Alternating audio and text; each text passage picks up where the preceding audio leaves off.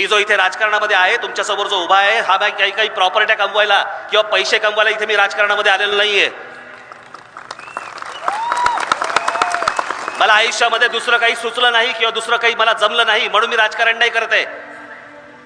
मी एक स्वतः चित्रकार आहे, मी स्वतः एक कलाकार आहे. मला आयुष्यात करण्यासारख्या खूप गोष्टी होत्या, मी केल्याही असत्या, आजही करू शकतो.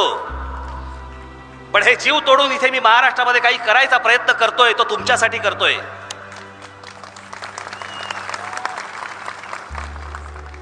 काय घरात का अन्नाची दशा नाहीये की ज्याच्यासाठी म्हणून मी इथे भटकंती करतोय, त्याच्यासाठी म्हणून मी ह्या तुमच्या समोर येतोय.